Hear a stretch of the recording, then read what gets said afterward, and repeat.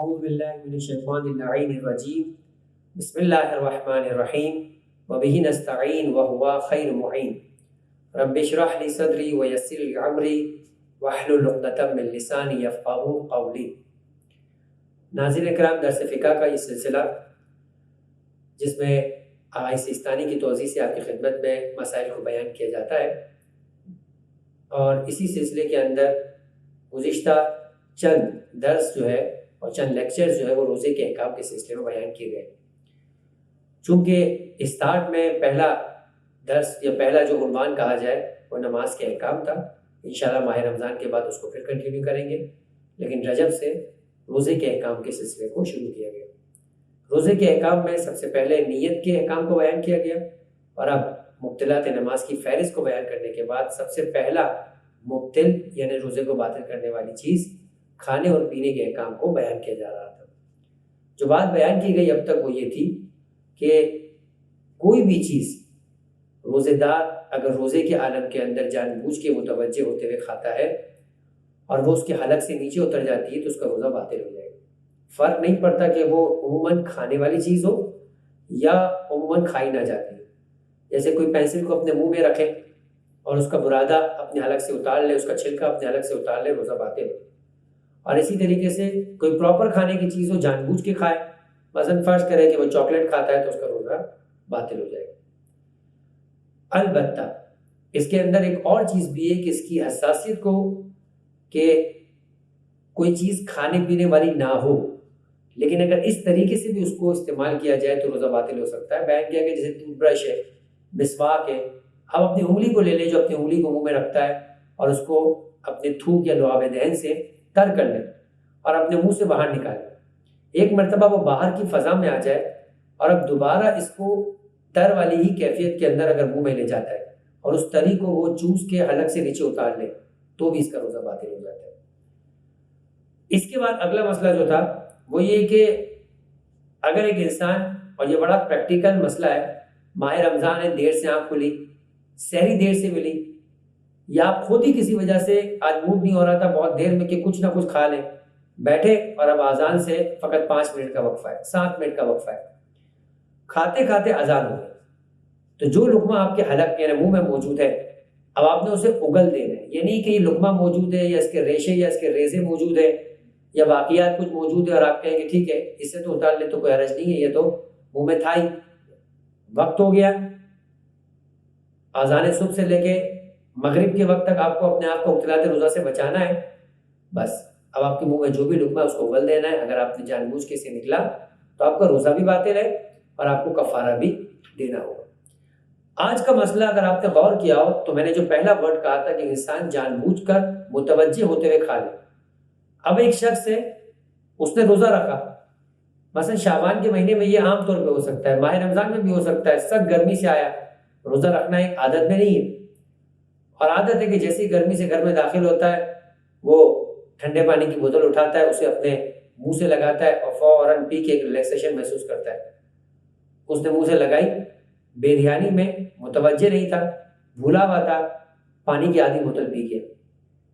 یا رمضان کے علاوہ روزہ رکھ رہا ہے، کسی کے یہاں نیاز میں گیا، اس کا روزہ تھا یا اس کے یہاں کھانے کا وقت چل رہا تھا، پہنچے، اس نے کہا کھانا کھائیے،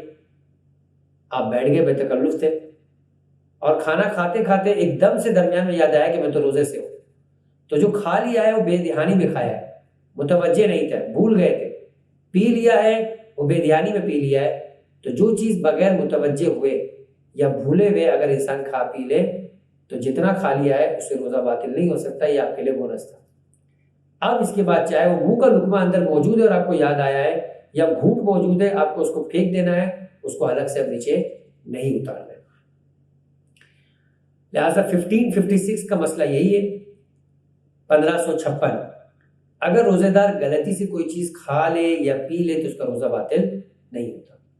حتیٰ یہ کہ اگر کوئی غلطی سے کھا پی رہا ہے، آپ کو معلوم ہے کہ وہ روزے سے ہے، آپ کا کوئی فرض نہیں بنتا، یہ تبلیغ کا مورد نہیں ہے کہ آپ اسے روکیں، وہ بھولا ہوا ہے، وہ کھا رہا ہے، آپ کا فرض نہیں کہ آپ اسے روکیں۔ جب وہ خود متوجہ ہو جائے یا کوئی آپ اگر فرض کرے کہ آپ خدائی فوجدار بن کے اس کو متوجہ کر دیتے ہیں تو جیسے ہی اس کو علم ہو جائے گا، وہ متوجہ ہو جائے گا، اب اس کے لیے کھانا پینا جائز نہیں رہے گا۔ 1557 اور یہ بہت کام کا مسئلہ ہے، اکثر لوگ اس سلسلے میں سوالات کرتے ہیں اور بعض دیندار بھی اس مسئلے کے اندر کبھی حساس ہو جاتے ہیں لا علمی کی وجہ سے، اور بعض اوقات انسان سوال بھی کرتا ہے کہ ایسا کیوں؟ لیکن شرعی مسائل کے اندر سوال نہیں ہے، شرعی مسائل کے اندر احکامات کو فالو کرنا ہے۔ حکم پروردگار یہی ہے کہ آپ تعبد اور بندگی کو اپنائیں۔ اس نے کہا ہے کہ اس رخ پہ نماز پڑھیں، اب چاہے آپ یہ کہہ رہے ہیں کہ میں اس رخ کے ساتھ ساتھ بیت المقدس کی طرف بھی رک کر کے نماز پڑھنا چاہتا ہوں، وہ نماز نہیں ہوگی،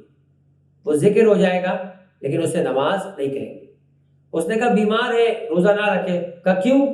میں تو رکھ سکتا ہوں۔ آپ رکھ سکتے ہیں مگر یہ بیماری نقصان پہنچا رہی ہے اور آپ جانتے ہیں کہ نقصان پہنچا رہی ہے، اب آپ روزہ نہیں رکھ سکتے۔ 50 سال سے میں نے کبھی روزہ نہیں چھوڑا، اب ڈاکٹر نے منع کر دیا ہے، نظر بھی آ رہا ہے کہ روزہ آپ کو نقصان پہنچا رہا ہے، کہہ رہے میں نے 50 سال روزے رکھے، اب میں کیسے چھوڑ سکتا ہوں؟ پہلے حکم خدا آپ کے لیے تھا روزہ رکھنا، اب یہی خدا کی جانب سے حکم ہے کہ آپ روزہ نہ رکھیں، یعنی اب عبادت کی فارمیشن چینج ہو گئی۔ ہم جب فضائل کے میدان میں کہتے ہیں کہ یہی مولا کائنات ہے، راتوں کو جاگ کر عبادت کیا کرتے تھے تو یہی علی ہے، آج حکم رسول بستر پہ سو جائے تو وہی علی کے لیے جاگنا عبادت تھا، آج اسی بستر رسول پہ سو جانا عبادت ہے۔ تو حکم خدا کو فالو کرنا یہ بندے سے چاہا گیا ہے۔ تو اگر حکم خدا یہ ہے کہ یہ کام ہم روزے میں کر سکتے ہیں تو ہم کون ہیں کہ جو اس بات کی پابندی لگائے یا سوال کرے کہ یہ کیوں اس کی پابندی نہیں ہے؟ وہ پابندی خدا کی جانب سے ہے تو ہی ہم اس کو فالو کر رہے ہیں، جو پابندی خدا کی جانب سے نہیں ہے تو پابندی پھر نہیں۔ اب روزے کے عالم میں انجیکشن لگانا، آغا سیستانی فرماتے ہیں کہ کیسا ہی انجیکشن کیوں نہ ہو، دوائی کا ہو، طاقت کا ہو، انجیکشن جو ہے وہ روزے کو باطل نہیں کرتا، لہٰذا اگر کوئی انجیکشن لگاتا ہے تو روزہ باطل نہیں۔ نمبر 2، بلڈ لینے کے لیے، سیمپل کے لیے آپ کے بلڈ سے، باڈی سے بلڈ نکالا جاتا ہے، خون نکالنے سے روزہ باطل نہیں ہوتا۔ نمبر 3، ڈرپ لگانے سے روزہ باطل نہیں ہوتا۔ تو جن چیزوں سے روزہ باطل نہیں ہوتا ہے اگر انسان اسے انجام دیتا ہے، چاہے آپ کو توانائی اور طاقت بھی محسوس ہو رہی ہو، اگر روزہ باطل نہیں ہے تو آپ اسے لگا سکتے، کوئی حرج نہیں ہے، عمدن اور جان بوجھ کر بھی لگا سکتے۔ انجیکشن اور ڈرپ سے روزہ باطل نہیں ہوتا۔ مسئلہ نمبر 1557 1557، انجیکشن اور ڈرپ سے روزہ باطل نہیں ہوتا، چاہے انجیکشن تقویت یعنی طاقت کا انجیکشن ہے، کوئی انرجی بوسٹر ہے، ٹھیک ہے، اور ڈرپ گلوکوز کی ہے، یہ بھی طاقت کی ہے، آپ ویکنس محسوس کر رہے ہیں، آپ نے ڈرپ لگوا لی، کوئی فرق نہیں پڑتا، روزہ باطل نہیں۔ یہ ایک حصہ مکمل ہو۔ اب آ جائیے دمے کا یا سانس کا مریض، یا آج کل کرونا چل رہا ہے تو انسان کو سانس ہو رہا ہے فرض کریں، تو ایسی صورت کے اندر اگر آپ اسپرے یوز کرتے ہیں، آکسیجن یوز کرتے ہیں تو کیا مسئلہ ہے؟ کہہ رہے ہیں کہ اگر اس میں کوئی دوا ہے، یہ ہوا نہیں، یہ دوا ہے، ہوا کوئی مسئلہ نہیں ہے، آپ اپنی غذا کی نالی سے اتاریں یا مثال کے طور پہ اپنے پھیپھڑے یعنی اپنے لنگس کے اندر اتاریں، کوئی فرق نہیں۔ لیکن اگر غذا یا دوا ہے جو آپ کے پھیپھڑوں میں جا رہی ہے تو کوئی فرق نہیں پڑتا، لیکن اگر یہی دوا جو دما یا سانس کا مریض یوز کر رہا ہے، استما کا مریض یوز کر رہا ہے، فوڈ کینال میں چلے جائے تو پھر روزہ انسان کا باطل ہو جائے گا۔ ابھی ہماری بات یہ نہیں ہو رہی کہ ضروری ہے، اس کے بغیر زندگی نہیں بچے گی، مشکل میں آ جائیں گے، وہ ایک الگ مسئلہ ہے، لیکن کیا بغیر کسی فرض کرے کہ تکلیف کے یا بغیر کسی جینوینٹی کے ویسے بھی یوز کیا جا سکتا ہے؟ نارمل ہے، نہیں کریں گے تب بھی چلے گا۔ کہہ رہے اگر پھیپھڑے کے اندر دوائی جا رہی ہے تو کوئی ایشو نہیں، دوائی بھی روزے کو باطل کرتی چونکہ یہ کھانے پینے والی چیز ہے، لیکن اگر یہ غذا کی نالی میں جائے گی تو اس سے روزہ باطل ہو جائے گا۔ انسان کے گردن میں 2 طرح کی نالیاں ہیں، جب جانور کو ذبح کیا جاتا ہے اس کو کہتے ہیں اوداج اربع، 4 رگوں کو کاٹنا ہے، سانس کی نالی، غذا کی نالی اور 2 شہرک جو آپ کی رائٹ اور لیفٹ سے جا رہی ہے۔ ہمارا جو کھانے پینے کا تعلق ہے وہ فوڈ کینال سے جو معدے کے ساتھ ملی تھی، اس کے ساتھ ہی ایک اور آپ کی ہے وہ سانس کی نالی جو پھیپھڑوں کے ساتھ ملی۔ پھیپھڑے کے اندر اگر کوئی چیز جا رہی ہے تو اس سے روزہ باطل نہیں ہوتا۔ دمے کی بیماری میں استعمال ہونے والا اسپرے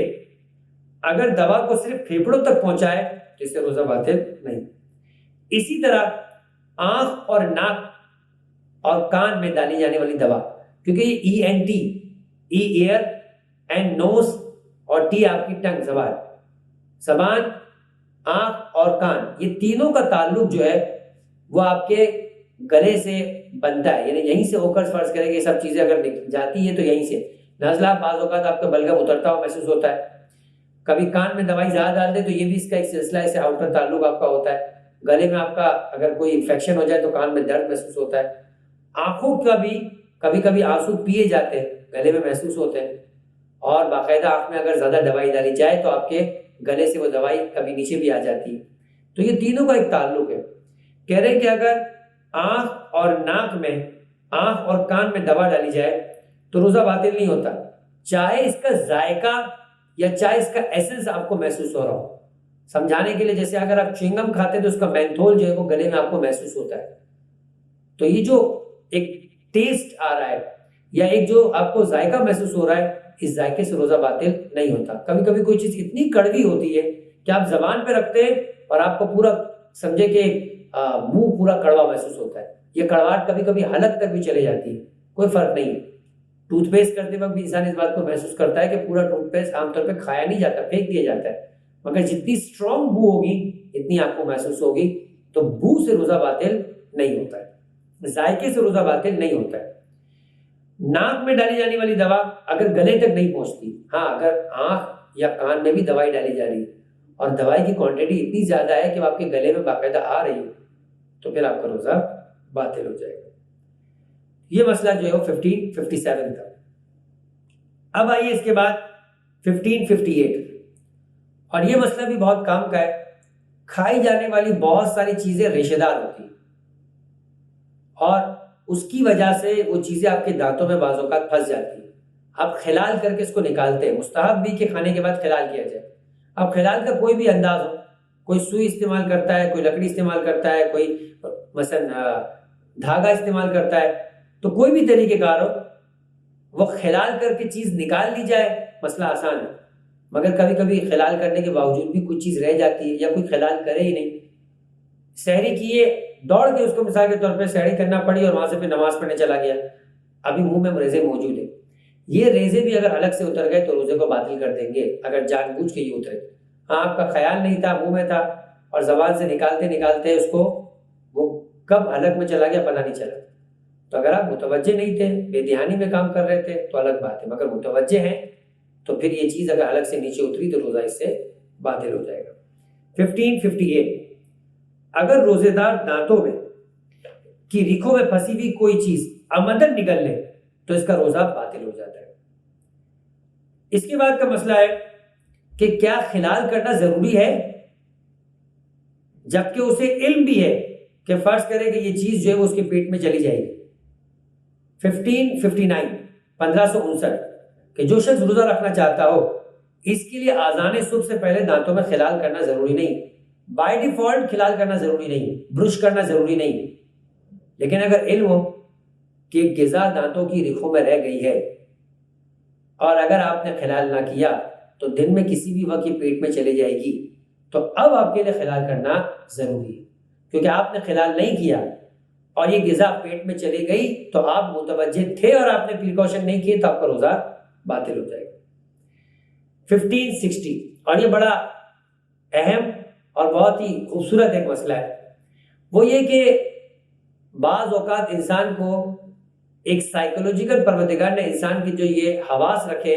یہ کچھ چیزوں کا احساس کرتے ہیں۔ آپ نہیں بھی ہاتھ رکھتے مگر گرمی کو آپ کا ہاتھ محسوس کر لیتا ہے،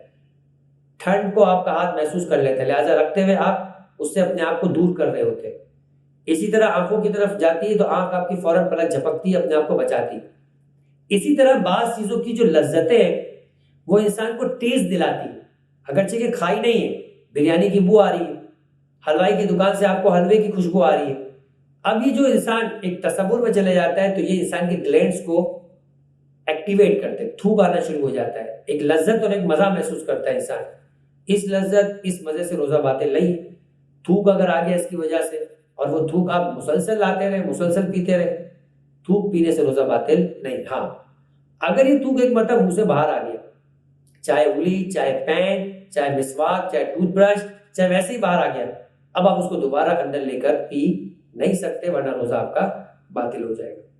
1560 کے منہ کا پانی نکلنے سے روزہ باطل نہیں ہوتا، خواہ تلسی وغیرہ کے تصور سے تیز کوئی چیز، میٹھی کوئی چیز، کچھ بھی